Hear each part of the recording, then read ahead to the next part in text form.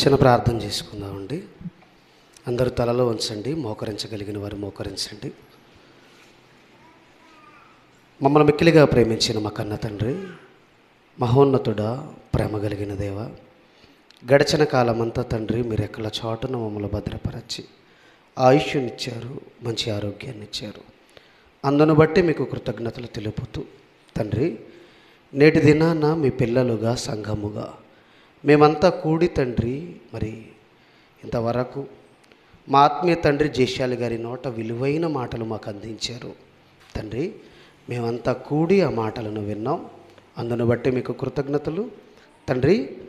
మరి ఈ సమయంలో మరికొద్ది నిమిషాలు తండ్రి విలువైన మీ మాటలను మీ పిల్లలకు అందించబోతుండగా, ఏ మాటలైతే తండ్రి మీ పిల్లలకు చెప్పాలని ఆశపడుతున్నానో మరి ఆ మాటలు సవివరంగా అర్థవంతంగా మీ పిల్లలకు చెప్పులాగున సమయోచితమైన జ్ఞానమును వాక్శక్తిని నాకు అనుగ్రహించండి.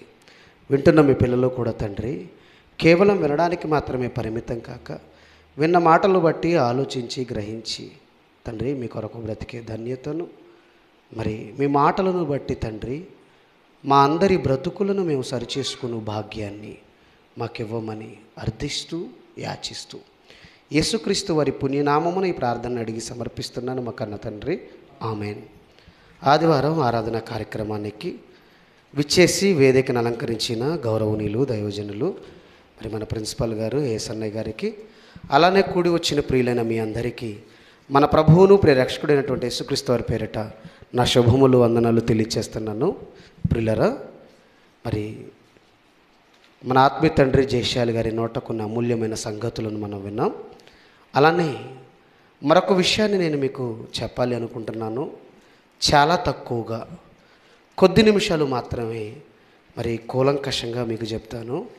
మరి దయచేసి మనసు పెట్టి ఆలోచించాలని ప్రేమతో మిమ్మల్ని కోరుతూ, ప్రియులరా, మత్తయి సువార్త 21వ అధ్యాయం, మత్తయి సువార్త 21వ అధ్యాయం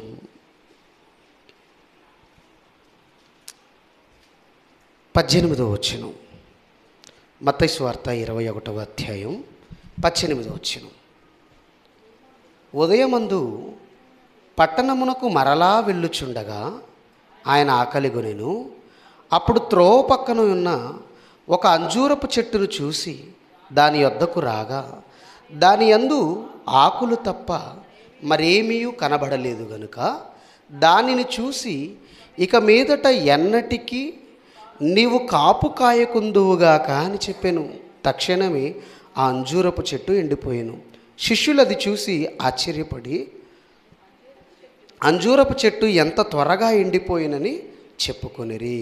అందుకు యేసు, మీరు విశ్వాసము కలిగి సందేహపడకుండిన ఎడల ఈ అంజూరపు చెట్టుకు జరిగిన దానిని చేయుటకు మాత్రమే కాదు, ఈ కొండను చూసి నీవు ఎత్తబడి సముద్రములో పడవేయబడుదువుగాక అని చెప్పిన ఎడల అలాగూ జరుగునని మీతో నిశ్చయముగా చెప్పుచున్నాను నేను. ప్రియులరా, మరి ఈరోజు మనం ఆలోచించబోయే అంశం ఏంటంటే, యేసుక్రీస్తు వారు అంజూరపు చెట్టును శపించుటకు గల కారణం ఏంటి? ప్రియులరా, యేసుక్రీస్తు వారు అంజూరపు చెట్టును శపించుట వెనక ఉన్నటువంటి ఆంతర్యం ఏంటి? ప్రియులరా, ఈరోజు చాలామంది బైబిల్ చదువుతున్న క్రైస్తవులైన వారిలో కానీ, బైబిల్ని తప్పు పట్టాలని చూస్తున్న క్రైస్తవేతరులైన నాస్తిక హేతువాదుల్లో కానీ, మత ఛాందస్సవాదుల్లో కానీ బైబిల్ని తప్పు పట్టాలి అని ఎన్నో సందర్భాలను బైబిల్లో నుంచి ఎత్తి చూపిస్తూ బైబిల్పై బురద చల్లడానికి ఎన్నో ప్రయత్నాలు చేస్తున్నారు. వాళ్ళు చూపిస్తున్న సందర్భాలలో ఒక సందర్భం ఏంటంటే, యేసుక్రీస్తు వారు అంజూరపు చెట్టును శపించటం. ఈ మాటను చూపించి పిల్లలు ఈ మాటను చదువుతున్నప్పుడు మనకు కూడా ఏముందండి, అక్కడ యేసుక్రీస్తు వారు ఆకలిగొన్నాడు. ఆకలిగొని మార్గం మధ్యలో వెళుతున్నప్పుడు త్రోవ పక్కన అంజూరపు చెట్టు దగ్గరికి వెళ్ళాడు. మరి ఆ అంజూరపు చెట్టు దగ్గరికి వెళ్ళినప్పుడు కాయలు లేవు గనక దాన్ని శపించాడు. అందులో పెద్ద విశేషమేముంది? పెద్ద విషయమేముంది? దాని గురించి మనం ఆలోచించవలసినంత అవసరం ఏంటి? ఈరోజు ఒక మొక్క భూమి మీద ఉంది అని అంటే మరి ఆ మొక్కకు వర్షాన్ని ఇస్తున్నవారు ఎవరు? అలానే ఆ మొక్కకు సూర్యరశ్మిని అందించి ఆహారము తయారు చేసుకున్నటకు ఫోటోసింథసిస్ అనే కార్యక్రమానికి సహాయకులుగా ఉంటుంది ఎవరు? దేవుడు కదా. మరి దేవుడు సర్వాన్ని ఆ మొక్కకు ఇస్తున్నప్పుడు మరి ఆ మొక్క ఎందుకు? కాయలు కాయడానికే కదా దేవుడు ఈ ప్రకృతిలో నిలబెట్టాడు.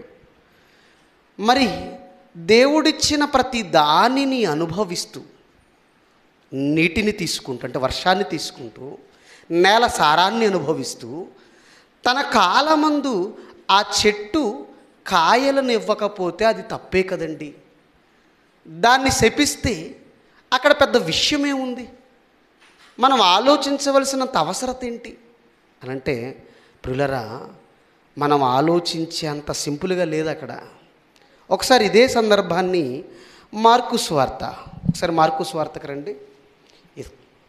ఇదే సందర్భాన్ని మార్కు సువార్త, ప్రియులరా, మార్కు సువార్త 11వ అధ్యాయం, మార్కు సువార్త 11వ అధ్యాయం,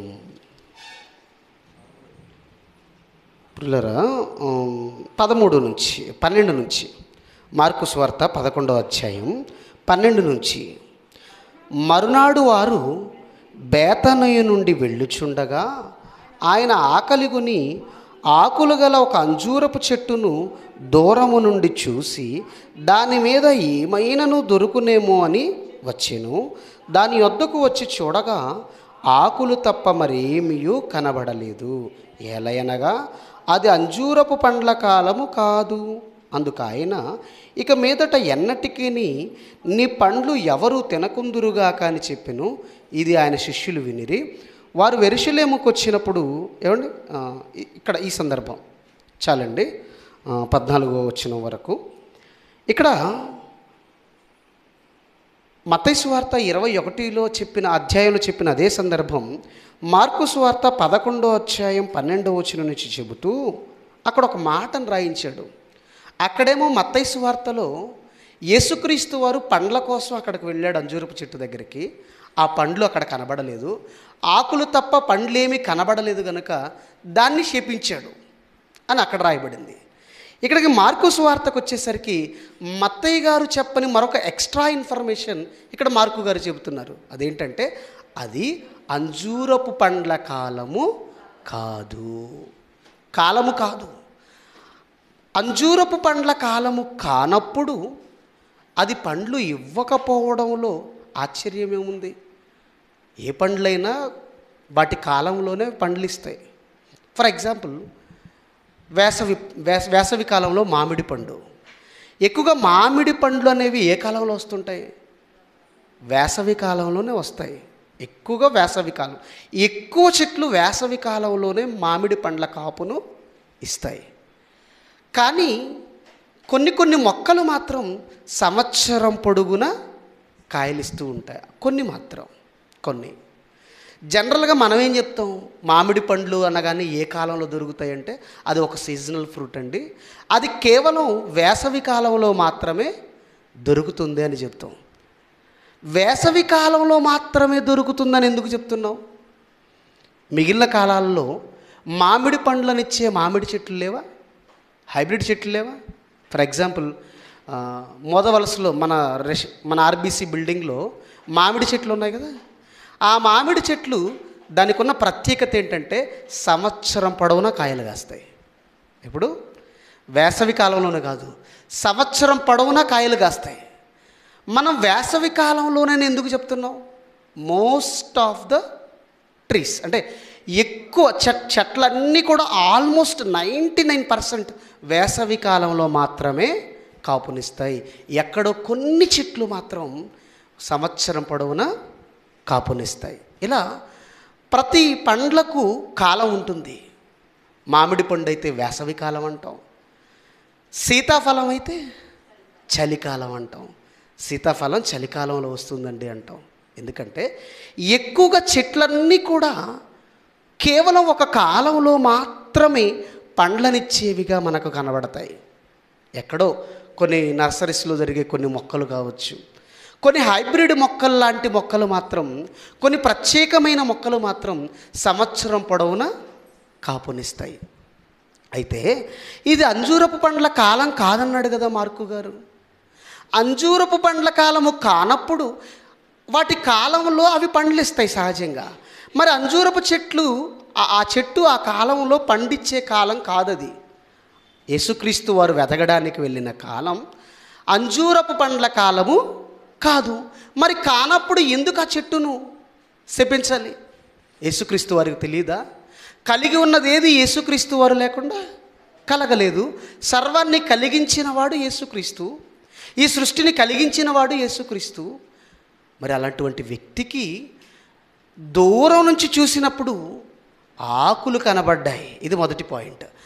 ఆకులు కనబడినప్పుడు ఆ ఆకుల మధ్యలో ఉన్న పండ్లు కనబడలేదా? ఇది మొదటిది. ఇక రెండవది, యేసుక్రీస్తు వారు ఓకే ఆ చెట్టు దగ్గరకు వెళ్ళాడు. చెట్టు దగ్గరకు వెళ్ళిన తరువాత అక్కడ పండ్లు కనబడలేదు. ఎందుకంటే అది అంజూరపు పండ్ల కాలము కాదు. మరి పండ్ల కాలము కానప్పుడు అది దాని ఫలాలను ఎలా ఇస్తుంది? ఆ మాత్రం తెలివి లేదా? ఆ మాత్రం ఆలోచన లేదా? యేసుక్రీస్తు వారంటే సృష్టికర్త కదా, ఆయనకు తెలియంది ఏమీ లేదు కదా. సర్వజ్ఞానము, సంపద ఇవన్నీ కూడా ఆయన యందే గుప్తములై ఉన్నవి కదా, మహాజ్ఞాని కదా. అలాంటప్పుడు ఆయనకు తెలియకపోవడం ఏంటి? ఆయనకు తెలియకపోవడం ఏంటి? యేసుక్రీస్తు వారు దేవుని కుమారుడు అని, రక్షకుడు అని మీరే చెబుతున్నారు. కలిగి ఉన్నది ఏది? ఈ ప్రకృతిలో నేలమంటి రవ్వంతైన యేసు లేకుండా కలగలేదని మీరే మాట్లాడుతున్నారు. మరి ఆ యేసుక్రీస్తు వారికి ఇది పండ్ల కాలము కాదని తెలియదా? పండ్ల కాలము కాదని తెలిస్తే ఎందుకు ఆ చెట్టును శపించాడు అని ఈ రెండు ప్రశ్నలు లేవనెత్తుతున్నారండి. ఈ రెండు ప్రశ్నలు లేవనెత్తుతూ, మీ బైబిల్లో అన్ని అబద్ధాలు ఉన్నాయండి, అది అబద్ధాల పుస్తకం, ఒకదానికొకటి సంబంధం లేకుండా ఉన్నాయి అని వారికి నచ్చినట్టు మాట్లాడుతూ ఈరోజు బురద జల్లడానికి ప్రయత్నం చేస్తున్నారు. ప్రియులారా, ఆలోచిద్దాం. ఈ విషయం మనం నేర్చుకోవాల్సినంత అవసరం ఏంటి? రేపు ఎవరైనా నీ దగ్గరకు వచ్చి ఇదే ప్రశ్న నీకేస్తే నువ్వే సమాధానం చెప్తావు? నువ్వు సమాధానం చెప్పాలి అని అంటే నువ్వు నేర్చుకొని ఉండాలి కదా. ప్రియులారా, అంజూరపు పండ్ల కాలము కాదని యేసుక్రీస్తు వారికి తెలిసిన ఎందుకు శపించాడు? ఆలోచన ఏమంటే ఏమాత్రం ఆలోచించకుండా ఆలోచన లేనివాడిగా ఉన్నాడా? పోనీ ఆయనకు ఆకలి అవుతుంటే ఆ ఆకలిని తట్టుకోలేక ఆక్రోషంతో ఏమైనా శపించాడా? మరి అంత ఆలోచన తక్కువగా ఉంటాడా యేసుక్రీస్తు వారు? లేదండి. దాని ద్వారా ఏదో మనకు నేర్పాలనుకుంటున్నాడు. ఏమండి, యేసుక్రీస్తు వారి గురించి ఈ సందర్భం అంతా మనకు తెలుసు, మనం ఎప్పుడు చదువుకుంటూనే ఉంటాం. యేసుక్రీస్తు వారు బాప్తీసం పొందింది ఎప్పుడు? 30వ ఏట. ఆయన 30 ఏట బాప్తీసము పొంది మరణించే సమయానికి యేసుక్రీస్తు వారి వయసు ఎంత అంటే, ఈ లోకంలో లోకపరంగా శరీరానుసారంగా 33.5 సంవత్సరాలు. అంటే ఇంచుమించుగా యేసుక్రీస్తు వారు బాప్తీసము పొందిన తరువాత నుండి ఆయన ఎప్పుడు సువార్త ప్రారంభించాడు? బాప్తీసం పొందిన తరువాత సంచారం చేయడం మొదలుపెట్టాడు. అఫ్కోర్స్ 12 ఏళ్ల నుండే తండ్రి పనిలో ఉన్నాడు. దేవాలయంలో, సమాజ మందిరంలో ప్రజల మధ్య కూర్చుండి, శాస్త్రుల పరిచయుల మధ్య కూర్చుండి ప్రశ్నలు అడుగుతున్నాడు, సమాధానాలు ఈయనే చెబుతున్నాడు. ఓకే, కానీ లోక సంచారానికి ఎప్పుడు వెళ్ళాడు? 30వ ఏట దాటిన తర్వాత స్వార్థ పని మీద లోక సంచారం ప్రారంభించాడు. సుమారుగా 3.5 సంవత్సరంలో ఎన్నో ప్రాంతాలు తిరిగాడు. ఈ 3.5 సంవత్సరంలో ఎక్కువగా యెరూషలేముకు వెళుతూ ఉండేవాడు. ఎక్కడికి? యెరూషలేముకు వెళుతూ ఉండేవాడు. ఇక్కడ మనం చదువుకుంటున్న ఈ సందర్భం కూడా యేసుక్రీస్తు వారు యెరూషలేము నుండి బేతనీకి వచ్చేసారు. బేతనీలో నుండి మరలా యెరూషలేముకు ప్రయాణం చేస్తున్నాడు. ఓకే, 3 సంవత్సరాలు ఆ ప్రాంతం గుండా ఆయన ప్రయాణం చేసిన వాడే. ప్రియులారా, అయితే యేసుక్రీస్తు వారు బేతనీకి వెళ్ళారు. యెరూషలేము నుండి బేతనీకి వెళ్ళారు, బాగుంది. బేతనీయ నుంచి మరలా తిరిగి యెరూషలేముకు వెళుతున్నాడు అని అంటే ఆ బేతనీలో ఎవరు ఆహారం పెట్టలేదు యేసుక్రీస్తు వారికి. ఇదే మార్కు సువార్త 11వ అధ్యాయం 12వ వచనం చదివాం కదా, కొంచెం పైన ఏమండి, కొంచెం పైన క్షమించండి, మత్తయి సువార్త 21వ అధ్యాయానికి రండి. మత్తయి సువార్త 21వ అధ్యాయం ఏమండి 18 నుంచి మనం చదివాం కదా. ఓకే అండి, ఓకే 17 నుంచి. వారిని విడిచి పట్టణము నుండి బయలుదేరి బేతనియకు వెళ్ళి అక్కడ బస చేసెను. పిల్లలు ఎక్కడికి వెళ్ళాడు? యెరూషలేము నుండి బేతనీకి వెళ్ళాడు. బేతనీలో ఏం చేశాడు? బస చేశాడు. బస చేశాడు కానీ ఆహారం తినలేదు. పిల్లరా, యేసుక్రీస్తు వారు యెరూషలేము నుంచి బేతనీకి వెళ్ళిన తర్వాత అక్కడ బస చేసినప్పుడు అక్కడ ఆ బేతనీయ ప్రాంతంలో కుష్ఠరోగి అయిన సీమోను ఉన్నాడు.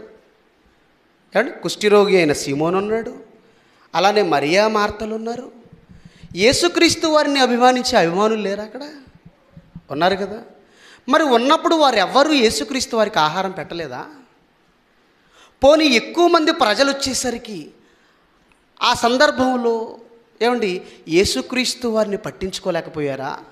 లేకపోతే యేసుక్రీస్తు వారు ఉదయాన్నే లేచి ప్రయాణమై బయలుదేరి వచ్చాడు కనుక ఆ సమయానికి ఎవరు భోజనం పెట్టలేకపోయారా? ఇంతకీ ఏంటి కారణం? సరే, ఏ కారణమైనా కావచ్చు. అక్కడ బస చేశాడు కానీ భోజనం మాత్రం చేయలేదు, ఆహారం ముట్టలేదు. అంటే బస చేయడం అంటే భోజనం చేయడం అనుకోకండి. బస చేయడం అంటే స్టే చేయడం. ఏంటి? స్టే చేయడం. ఈ రాత్రికి మీరు మా ఇంట బస చేయండి అని అంటే దాని అర్థం ఏంటంటే స్టే చేయడం. ఏంటి ఇంగ్లీష్లో? స్టే చేయడం అంటే గడపడం. మన వాడుక భాషలో, వ్యవహారిక భాషలో చెప్పుకోవాలంటే గడపడం. యేసుక్రీస్తు వారు బేతనీలో గడిపాడు కానీ భోజనం ఎవ్వరు యేసుక్రీస్తు వారికి పెట్టలేదు. ఆకలైపోతుంది. ఆయన యెరూషలేము నుండి తిరిగి బేతనీకు వస్తున్నప్పుడు, ప్రియులరా, ఈరోజంటే మనం ఏదైనా ఒక ప్రాంతానికి సువార్తకు వెళ్ళినప్పుడు అక్కడ ఎవరు భోజనం పెట్టకపోయినా మార్గం మధ్యలో ఏదో ఒక హోటల్ ఉంటుంది కనుక ఎక్కడో ఒకటి తినేస్తాం, వచ్చేస్తాం. కానీ ఈ సందర్భం ఎప్పుడు జరిగింది? సుమారుగా 2000 సంవత్సరాలకు పూర్వం. అప్పట్లో ఏమైనా ఇప్పుడున్నట్టుగా వీధికి ఒక హోటల్ ఉంటుందా? లేదు కదా. మరి అప్పుడు ఎక్కువగా ఏంటి? ఆయన అరణ్యము గుండా వెళ్ళాలి. అరణ్యము, మార్గం మధ్యలో, మార్గానికి అటు ఇటు చెట్లు. కేవలం మార్గం మధ్యలో అరణ్యాల గుండా ఆయన ప్రయాణం చేస్తున్నప్పుడు చెట్లు మాత్రమే ఉంటాయి. ఆ చెట్ల పండ్లను తెంపుకొని ఆహారం తినాలి, తీసుకోవాలి, ప్రాణాన్ని తృప్తిపరచుకోవాలి. ఓకే, ఇది యేసుక్రీస్తు వారికి ఉన్న ఆలోచన. ఓకే, బేతనీ నుంచి తిరిగి బయలుదేరి మరలా యెరూషలేముకు వెళుతున్నాడు. ఆ ప్రయాణం చేస్తున్నప్పుడు యేసుక్రీస్తు వారు దూరం నుంచి ఒక చెట్టును చూశాడు, అంజూరపు చెట్టు. ఆ చెట్టును చూసినప్పుడు ఈయనకి ఆకులు కనబడ్డాయట. ఆకులు కనపడ్డాయి. దగ్గరికి వెళ్ళాడు. దగ్గరికి వెళ్ళిన తర్వాత ఆకుల మధ్యలో ఒక్క ఫలము కూడా యేసుక్రీస్తు వారికి కనబడలేదు. ఫలాలు కనబడలేదు. ఫలాలు కనబడకపోయేసరికి ఏం చేశాడు? శపించేశాడు. తక్షణమే అక్కడ ఎండిపోయింది. అదే కదా, చదవండి కింద 19వ వచనం నుంచి. అప్పుడు త్రోవ పక్కన ఒక మంజూరపు చెట్టును చూసి దాని వద్దకు రాగా దాని యందు ఆకులు తప్ప మరేమీ కనబడలేదు గనుక దానిని చూసి, ఇక మీదట ఎన్నటికీ నువ్వు కాపు కాయకుందువుగాక అని చెప్పెను. తక్షణమే అంజూరపు చెట్టు ఎండిపోయెను. శిష్యులు అది చూసి ఆశ్చర్యపడి అంజూరపు చెట్టు ఎంత త్వరగా ఎండిపోయినని చెప్పుకొనిరి. అందుకు యేసు అంటున్నాడు, మీరు విశ్వాసము కలిగి సందేహంపకుండిన ఎడల ఈ అంజూరపు చెట్టుకు జరిగిన దానిని చేయుట మాత్రమే కాదు, ఈ కొండను చూసి నీవు ఎత్తబడి సముద్రములో పడవేయబడుదువుగాక అని చెప్పిన ఎడల అలాగూ జరుగునని నేను మీతో నిశ్చయముగా చెప్పుచున్నాను. ఇదే సందర్భాన్ని మార్కు గారు రాస్తూ మనకిచ్చిన ఎక్స్ట్రా ఇన్ఫర్మేషన్ ఏంటి? అది అంజూరపు పండ్ల కాలం కాదు. మరి యేసుక్రీస్తు వారు ఎందుకు అంజూరపు చెట్టును శపించాడు? ప్రియులరా, యేసుక్రీస్తు వారు ఏదైనా ఒక విషయాన్ని చెబుతున్నారు లేదా ఒక కార్యక్రమాన్ని జరిగిస్తున్నారు అని అంటే అనాలోచనగా ఏది చేయడండి. దాని ద్వారా మనకి ఏదో నేర్పించాలనుకుంటున్నాడు. ప్రియులరా, ఫర్ ఎగ్జాంపుల్ ప్రవక్తల గురించి మీకు తెలుసు. ప్రియులారా, ఒక ఇర్మియా గారు కానీ, హోషేయ గారు కానీ, యెషయా గారు కానీ ఈ ప్రవక్తలందరి ద్వారా దేవుడు ఒక సమాచారాన్ని ఆయా ప్రాంతంలో ఉన్న ఆ ప్రజలకు పంపించాలనుకున్నప్పుడు ఏం చేసేవాడు? ఫర్ ఎగ్జాంపుల్, ఇర్మియా గారు ఒక ప్రవక్త. ఇర్మియా గారు ప్రవక్తగా ఉండి ప్రజలకు దేవుని సమాచారాన్ని చేరవేయాలి. ఒక ప్రవక్తగా ఉన్నాడు. అయితే ఇర్మియాకు దేవుడు ఏమని చెప్తాడంటే, ఇర్మియా నాయనా, నువ్వు ఒక కాడిమాను చేయించు. ఆ కాడిమాను నీ భుజాల మీద పెట్టుకొని ఇదిగో నీ ప్రజల మధ్యకు వెళ్ళు, ఆ ప్రజల మధ్యకు వెళ్ళు అనగానే ఆ ప్రజల మధ్యకు వెళ్ళిన తర్వాత ఆ ప్రజలు ఎందుకు ఇలా ఉన్నావు, ఎందుకు ఈ కాడిమాను నీ భుజాల మీద వేసుకున్నావు అని అడిగినప్పుడు నువ్వేం సమాధానం చెప్పాలో తెలుసా ఇర్మియా? ఇదిగో మిమ్మల్ని కూడా దేవుడు ఇలాగే బబులోను చెరలోనికి పంపబోతున్నాడు. అష్షూరీయులు వచ్చి బబులోను చెరలోనికి నిన్ను తీసుకెళ్ళబోతున్నారు అని ఈ సమాచారాన్ని ఆ ప్రాంతంలో ఉన్న ప్రజలకు ప్రకటించడానికి ఒక యాక్టివిటీ లేదా ఒక ఉదాహరణగా దేవుడు కొన్ని చేసి చూపిస్తాడు. అలానే ఒక ప్రవక్తని వేశ్య దగ్గరికి వెళ్ళమన్నాడు. ఆ వేశ్య దగ్గరికి వెళ్ళి వేశ్యని వివాహం చేసుకోమన్నాడు. పిల్లల్ని కనమన్నాడు. పిల్లల్ని కనిన తర్వాత ఆ ఇద్దరికి పేర్లు కూడా పెట్టాడు. అలానే మరొక ప్రవక్తని బట్టలు లేకుండా దిగంబరిగా వెళ్ళమన్నాడు. ఎందుకు ఈ యాక్టివిటీస్? ఇవన్నీ మీకు అర్థమైతే వీటన్నిటి నుంచి ఓవరాల్గా మనకు ఒక విషయం అర్థమవుతుంది. అదేంటంటే దేవుడు ప్రజలకు సమాచారాన్ని కొన్ని సందర్భాలలో చేరవేసేటప్పుడు కొన్ని యాక్టివిటీస్ లేదా కొన్ని ఉదాహరణగా మన కళ్ళ ముందు చేసి చూపిస్తాడు. అలానే యేసుక్రీస్తు వారు కూడా ఒక విషయాన్ని ప్రజలకు చెప్పాలనుకుంటున్నాడు. ఏ విషయాన్ని చెప్పాలనుకుంటున్నాడో ఆ విషయాన్ని చెప్పడానికి ముందుగా ఉదాహరణగా ఒక యాక్టివిటీ చేసి చూపిస్తున్నాడు. ఆ యాక్టివిటీ ఏంటంటే ఇదే, అంజూరపు చెట్టును శపించడం. చాలామంది ఏమంటే అంజూరపు పండ్ల కాలము కాదన్నప్పుడు యేసుక్రీస్తు వారు ఎందుకంటే అంజూరపు చెట్టును శపించాలి, అందులో దాని తప్పే ఉంది అంటారు. కానీ అంజూరపు చెట్టుకున్నటువంటి మరొక లక్షణం వీళ్ళకి తెలీదు. అదేంటో చూడండి. ఏమంటే అంజూరపు చెట్టుకున్న మరొక లక్షణం చూడండి. అంజూరపు చెట్టుకున్న మరొక లక్షణం ఏంటంటే, ప్రియులర, ప్రకటన గ్రంథం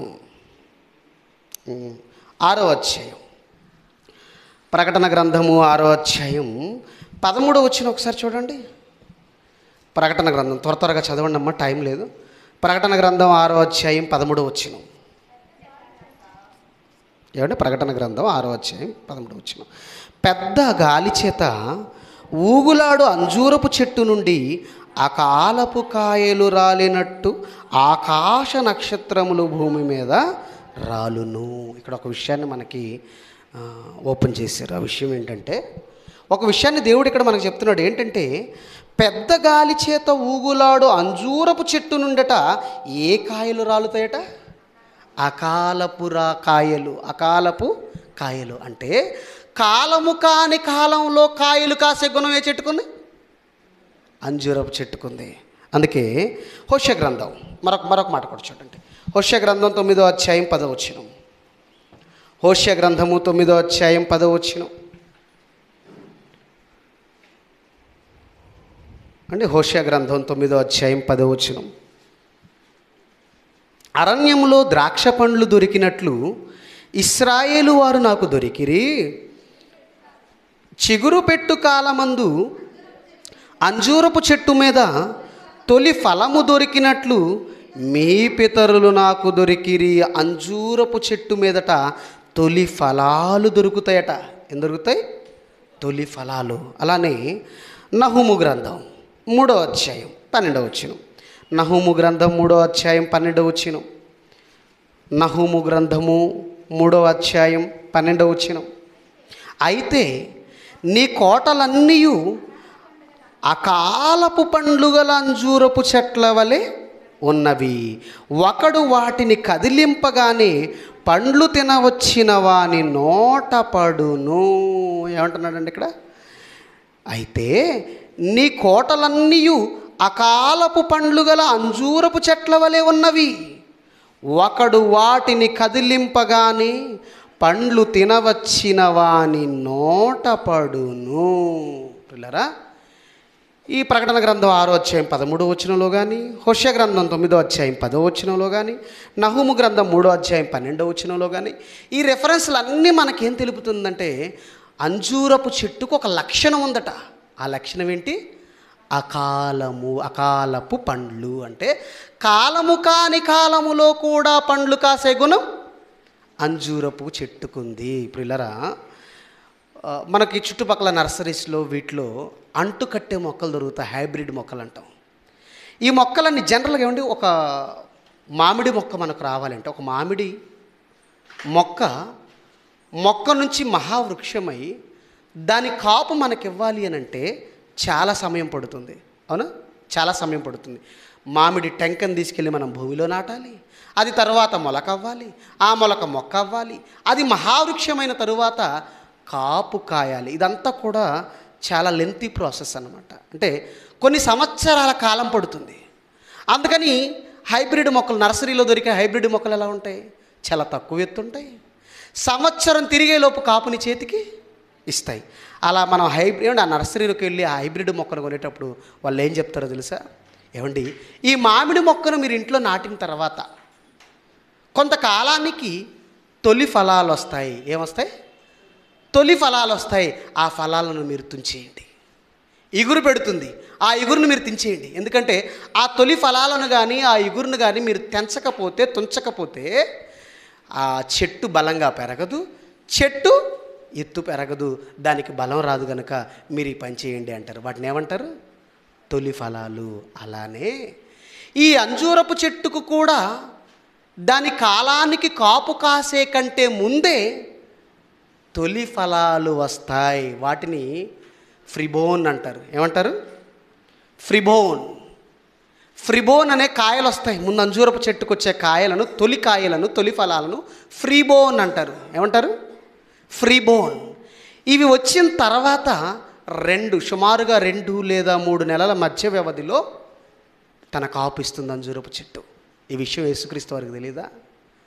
యేసుక్రీస్తు వారికి తెలుసు. యేసుక్రీస్తు వారు ఆ చెట్టు దగ్గరికి వెళ్ళారు అంటే దేనికోసం వెళ్ళారు? కాలము కాని కాలమున పండ్లు కాసే గుణం ఈ అంజూరపు చెట్టుకుంది. అయితే యేసుక్రీస్తు వారు ఏమీ పరీక్షించకుండానే చూడకుండానే అంజూరపు చెట్టు దగ్గరికి వెళ్ళి శపించాడు అనుకుంటున్నారా? లేదండి. లూకాసు వార్త చూడండి త్వరగా. లూకాసు వార్త 13వ అధ్యాయం. లూకాసు వార్త 13వ అధ్యాయం 7వ వచనం చూడండి. లూకాసు వార్త 13వ అధ్యాయం 7వ వచనం. కనుక అతడు, ఇదిగో 3 ఏండ్ల నుండి నేను ఈ అంజూరపు చెట్ల పండ్లను వెదకవచ్చుచున్నాను, కానీ ఏమీయూ దొరకలేదు. దీన్ని నరికివేయుము, దీని వలన ఈ భూమి ఎలా వ్యర్థమైపోవాలని ద్రాక్ష తోటమాలితో చెప్పాను. ఏమండి, తోట యజమాని వచ్చాడట. తోట యజమాని వచ్చి ఆ తోటమాలిని పిలిచి, ఇదిగో 3 ఏండ్ల నుండి ఈ అంజూరపు చెట్టును ఎదక వస్తున్నాను, అంజూరపు చెట్టును పండ్లు వెదక వస్తున్నాను, కానీ ఈ 3 ఏళ్ల నుంచి ఈ చెట్టు నుంచి నాకు ఫలాలేమీ కనబడడం లేదు. మరి ఎందుకు దీన్ని ఈ భూమి భూసారం అర్థమైపోవాలి దీనివలన? అంతే కదండి. ఒక మొక్క ఉంది అని అంటే, ఒక మొక్కను మనం నాటాం, అది నేలలో కొంత భాగాన్ని ఆక్రమించుకుంటుంది, నేల సారాన్ని తీసుకుంటుంది, నీటిని తీసుకుంటుంది, ఎరువును తీసుకుంటుంది. ఇన్ని తీసుకుని పచ్చగా ఆకులు మాత్రం కనబడి పండ్లేమి ఇవ్వడం లేదనుకోండి, 1 సంవత్సరం చూస్తాం, ఓకే నెక్స్ట్ ఇయర్కి వస్తుందేమో చూద్దాం అని కొంచెం మందు కొట్టి మరలా నీళ్ళు పెట్టి మరలా ఎరువేస్తాం. 2 సంవత్సరాలు చూస్తాం, అప్పటికి రాలేదనుకోండి, అప్పటికి ఫలాలు ఇవ్వలేదనుకోండి, 3 ఏళ్ళు చూస్తాం. తర్వాత ఏం చేస్తాం? ఎందుకు దీనివల్ల భూసారం వ్యర్థమైపోవాలి? భూసారం ఎందుకు వ్యర్థమైపోవాలి? పాది తీశాను, నీరు పోసాను, ఎరువేశాను, అయినా కూడా ఇది ఫలాలు ఇవ్వడం లేదే. ఎందుకు ఈ మొక్క ఇంకా ఫలాలు ఇవ్వని కాడికి ఈ మొక్క ఉండడం ఎందుకు అని చెప్పి ఏం చేస్తాం? నరికేస్తాం. నరికేసి ఏం చేస్తాం? గుర్తుగా ఏమైనా దాచిపెట్టుకుంటామా? ఏం చేస్తాం? నరికేసిన తర్వాత ఎండబెట్టి కాల్చేస్తాం, అగ్నికి ఆహుతి చేస్తాం. పిల్లరా, ఇక్కడ దేవుడు కూడా ఈ అంజూరపు చెట్టును చూపించి శపించడానికి గల కారణం ఏంటంటే అది అంజూరపు చెట్టు గురించి అని కాదండి, ఉపమానంగా మన గురించి మాట్లాడుతున్న మాట ఉపమానంగా మన గురించి మాట్లాడుతున్న మాట. ఇదిగో మనం కానీ దేవుని కొరకు ఫలించే ఫలాలుగా ఉండకపోతే ఇదిగో గొడ్డలి చెట్ల వేరన ఉంచబడి ఉన్నది, ఫలించని ప్రతి చెట్టు నరకబడి అగ్నిలో వేయబడుతుంది. ఏంటండి దేవుడు మనుషులను మొక్కలతో పోల్చి మాట్లాడతాడా, చెప్తాడా? ఏంటండి మీరు మాట్లాడేది అని అంటే, అలా అయితే నేను మీకు మరొక సందర్భాన్ని చూపిస్తాను. యోహాను సువార్త 15వ అధ్యాయం, త్వరగా చూడండి. యోహాను సువార్త 15వ అధ్యాయం మొదటి వచనం నుంచి చూడండి. యోహాను సువార్త 15వ అధ్యాయం మొదటి వచనం నుంచి, నిజమైన ద్రాక్షవల్లిని నేను, నా తండ్రి వ్యవసాయకుడు, నాలో ఫలింపని ప్రతి తీగెను ఆయన తీసి పారవేయును, ఫలించు ప్రతి తీగె మరి ఎక్కువగా ఫలింపవలనని దానిలో పనికి రాని తీగెలను తీసివేయుము. ఇక్కడ ఏం చెప్తున్నాడు? యేసుక్రీస్తు వారు, నేను నిజమైన ద్రాక్షవల్లిని, నా తండ్రి వ్యవసాయకుడు, నాలో ఫలింపని ప్రతి తీగె అంటున్నాడు. ఇక్కడ యేసుక్రీస్తు వారు ద్రాక్షవల్లి అనగానే నిజంగా యేసుక్రీస్తు వారు ద్రాక్షవల్లి తీగ కాదు కదా, పోలుస్తున్నాడు, పోలిక. ఇదే కాదండి, బైబిల్లో చాలా చోట్ల దేవుడు తన పిల్లలను చెట్లతో పోల్చాడు. తెలుసా మీకు ఆ సంగతి? చెట్లతో పోల్చాడు. చెట్లతో ఎందుకు పోల్చాలి? చెట్లతో ఎందుకు పోల్చాలంటే ఇదిగో చెట్లు ఫలాలిచ్చేవిగా మనకు కనబడుతున్నాయి ఈ ప్రకృతిలో. అలానే మీరు కూడా నా కొరకు ఫలాలిచ్చేవారిగా ఉండాలి. ఈ సమాజం మధ్య, ఈ ప్రజల మధ్య మీరు ఎలా ఉండాలో తెలుసా?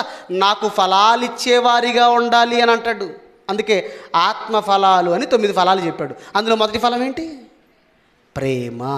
ఆత్మఫలములేవనగా ప్రేమ, సంతోషం, సమాధానం, ఇలా 9 ఫలాలు చెప్పుకుంటూ వెళతాడు. ఆత్మ ఫలాలు అన్నాడు వాటిని. అంటే ఆత్మ ఫలించాలా? ఫలించాలి. ఆత్మగా నువ్వు ఫలించాలి. ఇంతకు ఆత్మ అంటే ఎవరు? మనమే కదా. అంటే మనకు పెట్టబడిన పేరు నేను అనగానే పైకి కనబడే 5 అడుగుల ఆకారం కాదండి, ఈ ఆకారాన్ని లోపలుండి నడిపిస్తుందే ఆత్మ. అది మనం.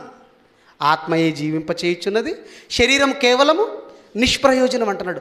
ఆత్మ అంటే మనమే. ఆత్మ ఫలాలు అని అంటే ఆత్మ ఫలించాలి, అంటే మనం ఫలించాలి, మనము ఫలించేవారిగా ఉండాలి. అంటే ఈ ప్రకృతిలో చెట్లు ఎలా అయితే ఫలిస్తాయో మనము కూడా ఫలించేవారిగా ఉండాలని దేవుడు మనల్ని చెట్లతో పోల్చి చెప్పాడు. ఈయనే కాదు, చాలా సందర్భాలు ఉన్నాయి. పాత నిబంధనలో కావచ్చు, బైబిల్ చరిత్రలో చాలా రిఫరెన్స్లు దేవుడు తన పిల్లలను చెట్లతో పోల్చి మాట్లాడుతున్నట్టుగా మనకు కనబడుతుంది. ఇక్కడ నేను నిజమైన ద్రాక్షవల్లిని, నా తండ్రి వ్యవసాయకుడు, నాలో ఫలింపని ప్రతి తీగెను ఆయన తీసి పారేస్తాడు. 8వ వచనం, మీరు బహుగా ఫలించుట వలన నా తండ్రి మహిమపరచబడెను, ఇందువలన మీరు నా శిష్యులు అగుదురు. మీరు బహుగా ఫలించాలని దేవుడు కోరుకుంటున్నాడు. మీరు బహుగా ఫలించాలి. ఏమంటే యేసుక్రీస్తు వారు అంజూరపు చెట్టు దగ్గరికి వెళ్ళిన తర్వాత ఆయన శపిస్తున్నాడు అనంటే అక్కడ 2 కారణాలు ఉన్నాయండి. అదేంటంటే దాని ద్వారా మనం కూడా ఫలించాలని ఒక పాఠాన్ని మనకు నేర్పాలనుకుంటున్నాడు. ఇక రెండవది శిష్యులు అక్కడున్న శిష్యులు కూడా చూడాలి. అది శిష్యులు కూడా చూడాలి. చూసి ఏం అర్థం అవ్వాలో తెలుసా? ఏం నేర్చుకోవాలో తెలుసా? ఆయన శపించగానే తక్షణమే ఆ చెట్టు ఏమైపోయింది? ఎండిపోయింది. నేల సారాన్ని తీసుకుంటూ దేవుడిచ్చిన వర్షమును త్రాగుతూ, పిల్లరా, ప్రజల కోసం, తన పిల్లల కోసం ఫలాలను ఫలించవలసిన చెట్టుగా ఉండవలసిన అంజూరపు చెట్టు ఫలాలను ఫలించకపోతే అప్పటికప్పుడు చూసి శపించాడు అనుకుంటున్నారా? యేసుక్రీస్తు అప్పటికప్పుడు చూసి శపించాడు అనుకుంటున్నారా? యేసుక్రీస్తు వారు 3.5 సంవత్సరంలో స్వార్థ చేశాడు. ఈ 3.5 సంవత్సరంలో ఎన్నిసార్లు యెరూషలేముకి వెళ్ళి ఉంటాడు? ఎన్నిసార్లు ఆ చెట్టును గమనిస్తూ ఉండుంటాడు? ఆలోచించండి. ఆలోచించండి. 3.5 సంవత్సరంలో ఆయన సువార్త చేస్తున్నప్పుడు ఎన్నిసార్లు వెళ్ళి ఉంటాడండి యెరూషలేము నుంచి బేతనీ నుండి యెరూషలేముకు ఎన్నిసార్లు వెళ్ళి ఉంటాడు? ఎన్నిసార్లు యెరూషలేముకు వెళుతున్నప్పుడు ఆ మార్గంలో నా చెట్టును గమనించుంటాడు. గమనిస్తున్నాడు. మొదటి సంవత్సరం చూశాడు, రెండవ సంవత్సరం చూశాడు, ఇక 3వ సంవత్సరం చూసి ఇక ఎందుకు నేలసారం వ్యర్థమైపోవాలి అని శపించేశాడండి. చూసున్నాడా? అప్పటికప్పుడు చూసి శపించిన వాడిగా కనబడుతున్నాడా యేసుక్రీస్తు? అప్పటికప్పుడు చూసి ఆలోచన లేనివాడిగా క్షపించేవాడు కాదండి. చూస్తున్నాడు. ఎప్పుడు చూసినా అంజూరపు పండ్ల కాలములో చూసినా కాపు కాయలేదు, దాని కాలము కాని కాలములో చూసినా కాపు కాయలేదు. ఏ కాలములో చూసినా సరే అది కాపు కాయకుండడం లేదు గనుక దాన్ని నేను కొట్టేస్తాను. అది మొక్కైనా, పక్షి అయినా, జంతువైనా, ఏదైనా సరే అది నా పిల్లలకు ఉపయోగపడేదిగా ఉండాలి. నేనిచ్చే సర్వాన్ని తీసుకుంటూ అది నా పిల్లలకు ఉపయోగపడనప్పుడు చెట్టునైనా కొట్టేస్తాను, చెట్టును కూడా వదలను అన్న సంగతి శిష్యులకు తెలియాలి. ఆ శిష్యుల ద్వారా, ఆ సందర్భం ద్వారా, ఆ యాక్టివిటీ ద్వారా ఈరోజు మనకు తెలియాలి, ప్రపంచ మనుషులకు తెలియాలి. చెట్టునే విడిచిపెట్టని నేను నిన్నెలా విడిచిపెడతాననుకుంటున్నావురా? ఏమండి, ఏమి నేర్పించాలనుకుంటున్నాడు? ఆ యాక్టివిటీ, ఆ ఉదాహరణ ద్వారా దేవుడు మనకు నేర్పించాలనుకున్న పాఠం ఏంటో తెలుసా? యేసుక్రీస్తు వారు చెట్టును కూడా విడిచిపెట్టను ఉపయోగపడకపోతే. చెట్టునే విడిచిపెట్టని నేను నిన్నెలా విడిచిపెడతాను? 60 ఏళ్ళు నీకు ఆయుష్నిచ్చాను, 70 ఏళ్ళు ఆయుష్నిచ్చాను. ఈ 60-70 ఏళ్లలో నీవు నా కొరకు ఫలించాలనుకున్నాను. ఒక ఫలించే చెట్టుగా నువ్వు ఉండాలనుకున్నాను. ఎన్ని ఫలాలు వచ్చాయి నీ దగ్గర నుంచి? ప్రేమ అనే ఫలం వచ్చిందా? సంతోషం అనే ఫలం వచ్చిందా? సమాధానం అనే ఫలం వచ్చిందా? ముగిస్తాను. దీర్ఘశాంతం అనే ఫలం వచ్చిందా? ఎన్ని ఫలాలు వచ్చాయి? మీరు నా కొరకు ఫలించేవారిగా ఉండాలనే కదా మీకు సర్వాన్ని ఇస్తున్నాను. ఈరోజు మనిషి బ్రతకడానికి అవసరమైన ప్రతిదీ ఇస్తుంది ఎవరండి? దేవుడు కాదా? నిన్ను తల్లి గర్భంలోనికి తీసుకొచ్చింది ఎవరు? దేవుడు కాదా? నీతో పాటు కొన్ని కోట్ల మంది ప్రయాణం చేశారు, కానీ వారందరిలో నిన్ను మాత్రమే ఎందుకు సెలెక్ట్ చేసుకున్నాడు? ఆయన కోసం ఫలిస్తావని. సెలెక్ట్ చేసుకున్న తర్వాత 9 నెలలు తల్లి గర్భంలో ఎందుకు కాపాడాడు? ఆయన కోసం ఫలించాలని. తల్లి గర్భంలో కాపాడిన తరువాత ఈ భూమి మీదకు డెలివరీ చేసిన నాట నుండి నువ్వు మరలా మరణించేంత వరకు నీకు ఆహారాన్ని ఎందుకు ఇస్తున్నాడు? ఫలించాలని.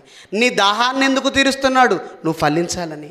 నీ అవసరాలు ఎందుకు తీరుస్తున్నాడు? నువ్వు ఫలించాలని. నీ అక్కర్లు, ఇబ్బందులు, సమస్యలు ఇవన్నిటి నుంచి నిన్ను ఎందుకు గట్టెక్కిస్తున్నాడు? నువ్వు ఫలించాలని.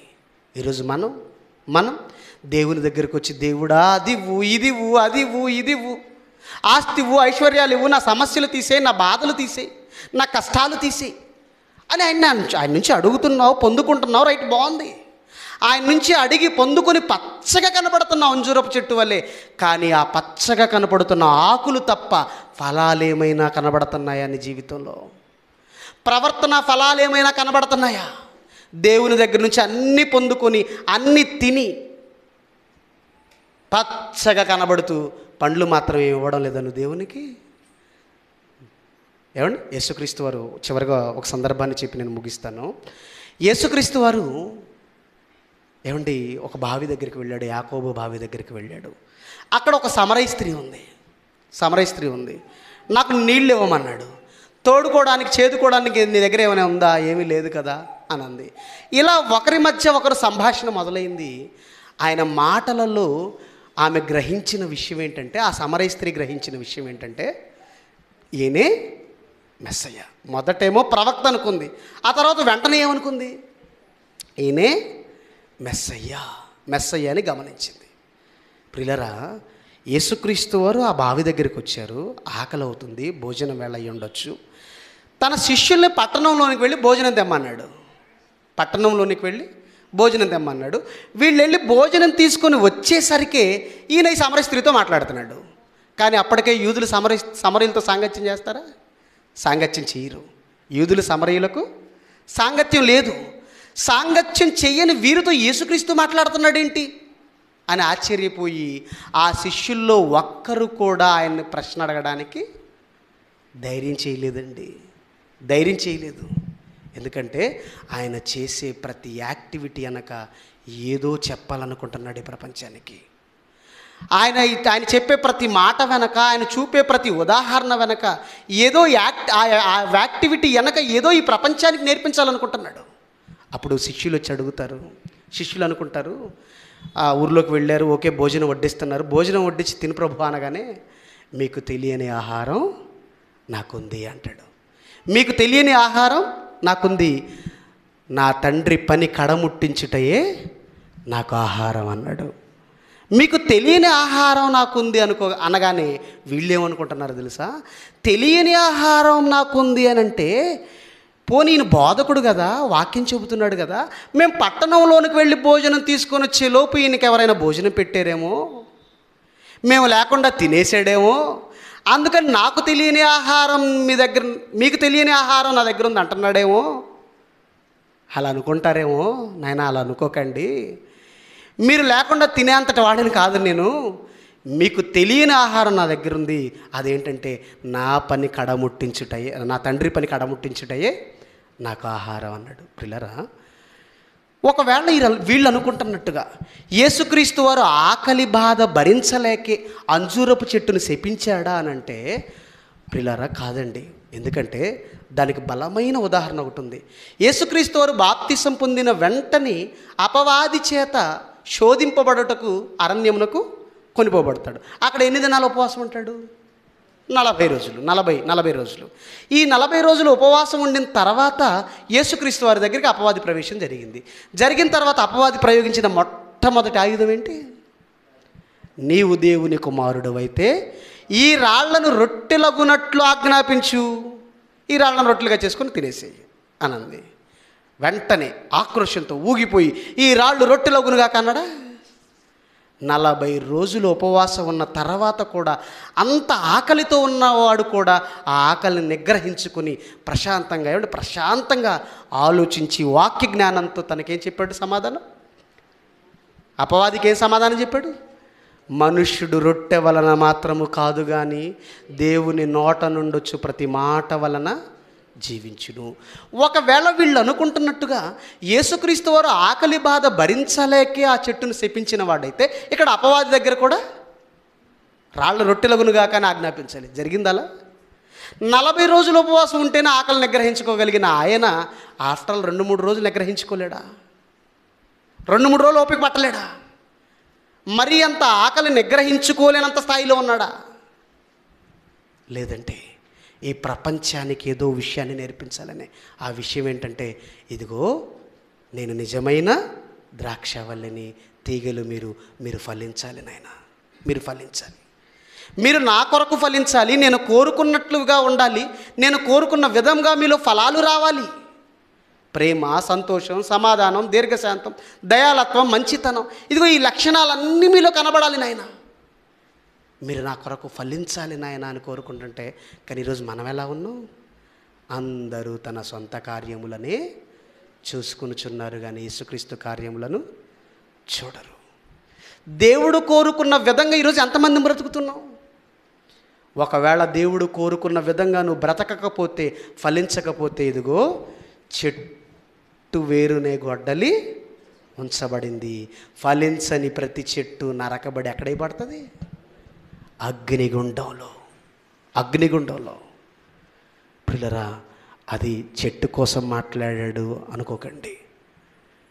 మన జీవితాల గురించి, మన గురించి మాట్లాడాడు. మార్పు చెందాలి. మనమంతా మార్పు చెంది ఆ దేవుని కోసం ఫలించేవారిగా మనం ఉండాలి. కనుక యేసుక్రీస్తు వారు అంజూరపు చెట్టును శపించుటకు గల ఆంతర్యం ఏంటి? మనము కూడా ఆ దేవుని కొరకు బ్రతకాలనే ఒక విషయాన్ని, మనము కూడా ఆ దేవుని కొరకు ఫలించాలి అనే విషయాన్ని, ఒకవేళ ఫలించకపోతే మనము కూడా కొట్టివేయబడి నరకానికి వెళ్ళిపోతామన్న విషయాన్ని తెలియచెప్పడానికే. అంతేకాని పండ్ల కాలము కానప్పుడు పోయి దాని దగ్గరికి శపించేశాడు అంజూరపు చెట్టుని, ఆయన జ్ఞానం లేనివాడు అని అనుకోకండి. ఏదో నేర్పించాలనుకున్నాడు. అదేంటంటే మనము కూడా దేవుని కొరకు ఫలించాలి. ఒకవేళ దేవుని ఇచ్చినవన్నీ నువ్వు అనుభవిస్తూ దేవుని కోసం నువ్వు ఫలించలేదనుకో, దేవుడికి నచ్చినట్టుగా నువ్వు ఉండలేదనుకో, ఆ అంజూరపు చెట్టుకు పట్టిన గతే నీకు పడుతుంది. అదైతే ఎండిపోయింది, దట్స్ ఆల్. కానీ మనమైతే నరకానికి వెళ్ళిపోతామనే సత్యాన్ని అక్కడున్న శిష్యులకి మనకు నేర్పించాలనే ఉద్దేశంతోనే యేసుక్రీస్తు వారు అంజూరపు చెట్టును శపించాడు. ఓకే, చిన్న ప్రార్థన చేసుకుందాం. కళ్ళు మూసుకోండి. మహోన్నతుడా, ప్రేమ కలిగిన దేవా తండ్రి, కొద్ది నిమిషాలు మీ మాటలు మీ పిల్లలకు అందించాను తండ్రి. సమయం లేనందువలన వివరంగా తండ్రి, క్లుప్తంగా లోతుల్లోనికి వెళ్ళి తండ్రి వివరించలేకపోయాను తండ్రి. పైపైన మీ వాక్యాన్ని చెప్పుకుంటూ వెళ్ళాను తండ్రి. మా ఎడల దయ చూపించండి. విలువైన మీ మాటలతో తండ్రి మరి మేమంతా ఒకరినొకరు హెచ్చరించుకుంటూ పురికొల్పుకుంటూ తండ్రి మీ సన్నిధిలో మా శేష జీవిత కాలం అంతా తండ్రి మీ కొరకు బ్రతికే భాగ్యాన్ని తండ్రి మాకు అనుగ్రహించండి. విన్న వాక్యం తండ్రి నిష్ప్రయోజనంగా కాకుండా తండ్రి వ్యర్థంగా పోకుండా విన్న వాక్య ప్రకారంగా మీ పిల్లలు బ్రతుకున్నట్లు వారి ఎడల దయ చూపించమని వేడుకుంటూ తండ్రి మరి సంఘానికి రాలేని వారి కొరకు ప్రార్థన చేస్తున్నాను. జ్ఞాపకం చేసుకోండి. ఆయురారోగ్యాలతో వారిని దీవించండి తండ్రి. తలలో ఉంచిన మీ పిల్లలందరినీ జ్ఞాపకం చేసుకోండి. ఆయురారోగ్యాలతో వారిని దీవించమని అర్థిస్తూ యాచిస్తూ జరగనయ్యున్న ఆరాధన కార్యక్రమం అంతటిలో కూడా తండ్రి తోడయుండి నడిపింపమని వేడుకుంటూ యేసుక్రీస్తు వారి పుణ్యనామమున ఈ ప్రార్థన అడిగి సమర్పిస్తున్నాను మా కన్న తండ్రి. ఆమెన్. అందరికీ వందనాలండి. తిరిగి సమయాన్ని అధ్యక్షుల వారికి అప్పగిస్తున్నాను. ఓకేమ్మా, ఇంతవరకు చక్కగా నిజంగా ఫలింపు అనేది దేవుడు ఇవాళ ఎంత గొప్పగా ఉన్నాడంటే ఆయన మనస్సు అంత ఫలవంతమైనది. ఇవాళ యేసుక్రీస్తు భూమి అంతటా ఆరున నేల మీద ఎంతమంది ఉన్నారో అంతమందికి అంత మంచివాడిగా ఉండటంలో కారణం ఆయన మనస్సు ఫలవంతమైనది. కాబట్టి వారిలాగే ప్రపంచమంతా ఫలించాలి అని ఒకవేళ మనకు బుద్ధి కలుగట్టుకొని నిజంగా ప్రకృతిలో ఉన్న ప్రతిదీ అండి, ఇవాళ సూర్యుడు ఎంత వెలుతురిస్తున్నాడో తెలుసా? ఏమండి నిజంగా అది అదుపు తప్పి ఎక్కువ చేస్తే ఏమైపోతాం, తక్కువ చేస్తే ఏమైపోతాం? ఒక లెవ్వలుగా ఇస్తున్నారంటే దానిలో ఉన్న ఫలవంతమైన మాట, దేవుని మాటలో ఉన్న ఆజ్ఞది. కాబట్టి ఇలా చెప్పుకుంటూ పోతే ప్రతిదీ మన ముందర బోధిస్తూ ఉన్నా కానీ మనము కూడా చక్కగా ఫలించాలి అని, ఫలించి నిజంగా దేవునికి ఆనందాన్ని ఇవ్వాలి అన్నదే నిజంగా చెప్పాలంటే అందరికీ చెప్పటం వేరు, తిరిగి క్రీస్తు ద్వారా సంఘానికి చెప్పటం మరొక వేరుగా ఉంటుంది. ఎందుకంటే తోమాతో క్రీస్తు అన్నట్టుగా నువ్వు చూసి నమ్ముతున్నావు కానీ చూడక నమ్మవారు గొప్పవారు అవుతారు తోమా. కాబట్టి అన్యజనులు తెలియక తప్పు చేస్తున్నారు కానీ క్రీస్తు కాడికి వచ్చి సంఘముగా ఉండి కూడా మనం ఆ ఫలవంతమైన జీవితాన్ని పొందలేకపోవటం అన్నది దౌర్భాగ్యపు స్థితి. కాబట్టి ఇంతగా చక్కగా వాక్యం విని కూడా నువ్వుగా గొప్పగా ఆకులు వేసుకొని చెట్టుగా కనపడుతున్నవే తప్ప ఇదిగో ఫలించే మంచి మొక్క అనేక మందికి ఆహారంగా మారి వారిని బ్రతికించడానికి తను తీసుకున్న ప్రకృతిలో ఉన్న ప్రతి పదార్థానికి అర్థమిచ్చే విధంగా బ్రతికినట్లుగా అలా అందరూ బ్రతకాలన్న మంచి కాంక్షే అది క్రీస్తు నోట వచ్చిన, అది తండ్రి అయిన మాట అని నిజంగా ఈ సమయంలో మన మధ్య ఇచ్చిన ఈ మంచి మెసేజ్ నిజంగా మహేష్కి ఒకసారి మీ ఆనందాన్ని చూపించడానికి మరి కడపడి తమ్ముడు పొందడం తెలియపరుచుకున్నాం. థ్యాంక్ యూ నాన్న, థ్యాంక్ యూ, చాలా మంచిది. ఒకటే నాన్న, ప్రతి ఒక్కరి కష్టంలో సంఘం గొప్పవాళ్ళే, దానికి శిరస్సు క్రీస్తు. నిజంగా క్రీస్తు బాగుంటే తండ్రి ఎప్పుడూ ఆనందపడతాడు. ఇదే అందరి మనవి.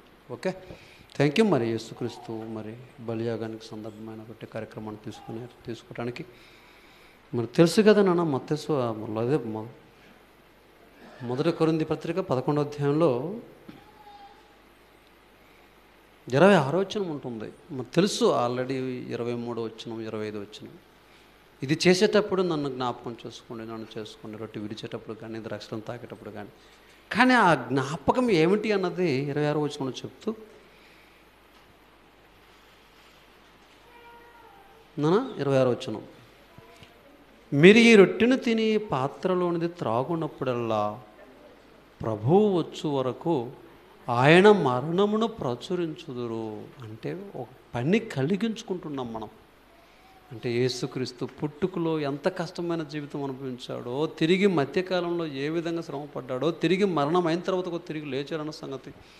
అంటే ఏమైనా వాక్యం నేర్చుకున్నది తిరిగి నువ్వు దాచబడకుండా చక్కగా ఒక ఫలించే, అంటే శ్రమపడే మంచి మనసును తెచ్చుకొని అలా నిజంగా ఆయన అంటే మనం విన్న ఈ వాక్యాన్ని తిరిగి మన తెలియని సహోదరులకు తెలియపరిచే పని, అనగా యేసుక్రీస్తు కాడికి వచ్చిన మనకు అలా చెప్పే పని కలిగించుకుంటున్నామన్న ఆ జ్ఞాపకం మర్చిపోవద్దు. కాబట్టి మనకు మనముగా నిజంగా అదేనా 27 వచ్చిన చెప్తారు చూడు. కాబట్టి ఎవడు అయోగ్యముగా ప్రభు యొక్క రొట్టెను తినను లేక ఆయన పాత్రలను త్రాగును వాడు ప్రభు యొక్క శరీరం గురించి రక్తం గురించి అపరాధియగును. కాబట్టి ప్రతి మనుష్యుడు తన్ను తాను పరీక్షించుకొనవలెను. ఏమైనా కొలిమిలో వేయబడిన ఒక వస్తువు అగ్ని చేత నిజంగా ఎంతగా అది ఒక మంచి రూపానికి రావాలంటే దానికి వెనకాల ఎంత కష్టం ఉందో. ఏమండి, ఇంత వాక్యం విన్న మనము నిజంగా ఒకసారి పరిశీలించుకుందాం. నిజంగా చెప్పండి, ఎంత కాలం పట్టింది, ఎంత వాక్యం విన్నాము, ఎంత నిజంగా ఏ విధంగా ఈ పూట ఉన్నామనేది పరీక్షించుకొని ఇక మీదటైన తండ్రికి యోగ్యముగా క్రీస్తుకు సహోదరుడిగా చక్కగా ఉండగలిగే మంచి అవకాశాన్ని దేవుడు మన మధ్య మరి ఇదిగో మన తప్పిదములు నిజంగా చేసి ఉంటాం, అందులో అనుమానమే లేదు.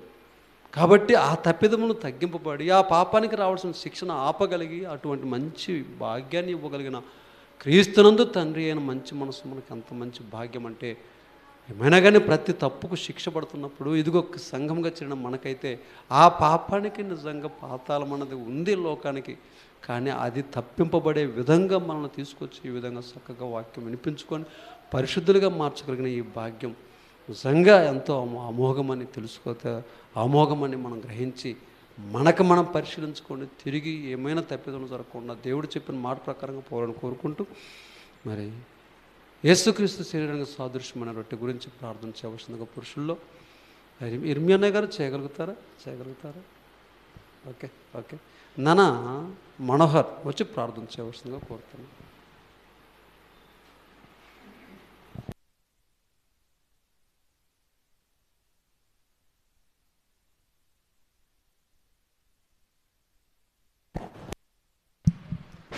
కళ్ళు మూసుకున్నట్లయితే ప్రార్థించుకుందాం. మహాపరిశుద్ధుడు అయిన మమ్మల్ని కన్న మా తండ్రి గడిచిన కాలం తండ్రి మమ్మల్ని భరించి తండ్రి ఆదివారం నాడు తండ్రి మీ సన్నిధిలో తండ్రి మేమందరం కూడుకున్నట్టుకు తండ్రి మాకు సహాయం చేశారు తండ్రి.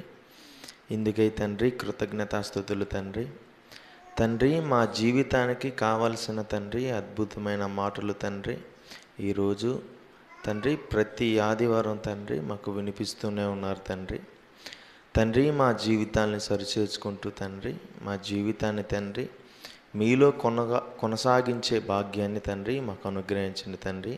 అలాగే తండ్రి 2000 సంవత్సరాల క్రితం తండ్రి మీ కుమారుడు తండ్రి మా కొరకు తండ్రి తన శరీరాన్ని చీల్చి తండ్రి మమ్మల్ని తండ్రి మీ దగ్గరికి చేర్చడానికి తండ్రి ఎంతో కష్టపడ్డాడు తండ్రి ఈ శరీరం తింటున్న తండ్రి మేమందరం తండ్రి ఆయన వచ్చే వరకు తండ్రి ఆయన మరణ పునరుద్ధాన తండ్రి సమాధి తండ్రి ఈ 3 విషయాలు తండ్రి ప్రకటించి తండ్రి ఇంకా అనేకమైన విషయాలను తండ్రి నలుగురికి చెప్పి తండ్రి మీ ప్రార్థన మందిరమునకు తీసుకొని వచ్చుటకు సహాయం అనుగ్రహించమని అర్థిస్తూ ఈ చిన్ని ప్రార్థన మా రక్షకుడైన యేసుక్రీస్తు నామమున అడిగి వేడుకున్నాం తండ్రి, ఆమేన్.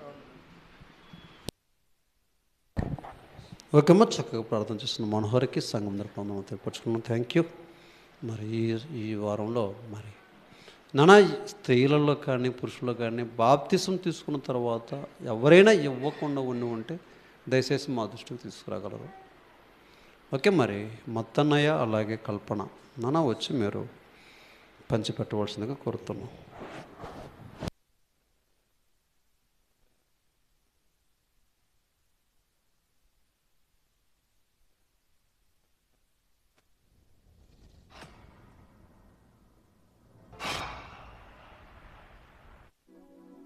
మనిషికి రక్తం కావాలంటే ఎన్నో బ్లడ్ బ్యాంక్స్ ఉన్నాయి, బ్లడ్ డొనేట్ చేయమంటున్నారు. మరి పాపానికి కూడా రక్తం కావాలి. ఈ పాపానికి భూమి మీద మొట్టమొదటిసారిగా బ్లడ్ డొనేట్ చేసింది ఎవరో తెలుసా? నా యేసుక్రీస్తు.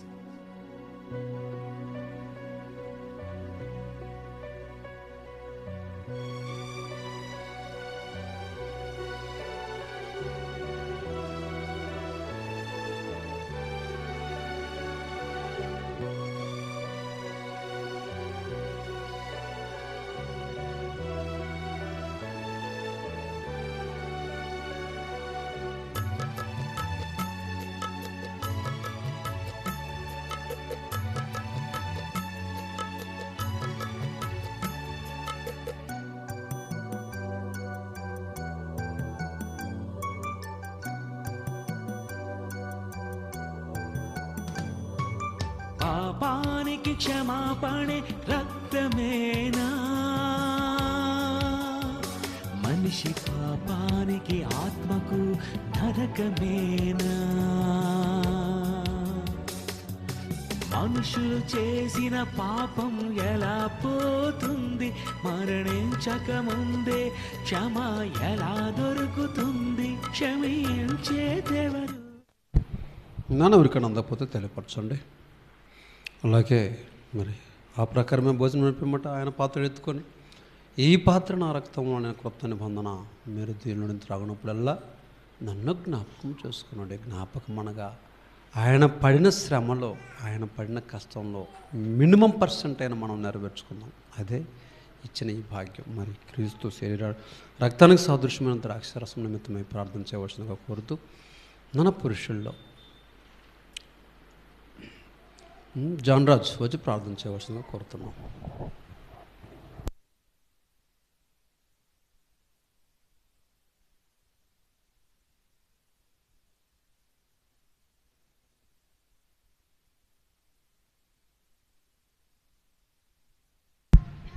ఈ అవకాశం ఇచ్చిన అయ్యగారికి వందనాలండి.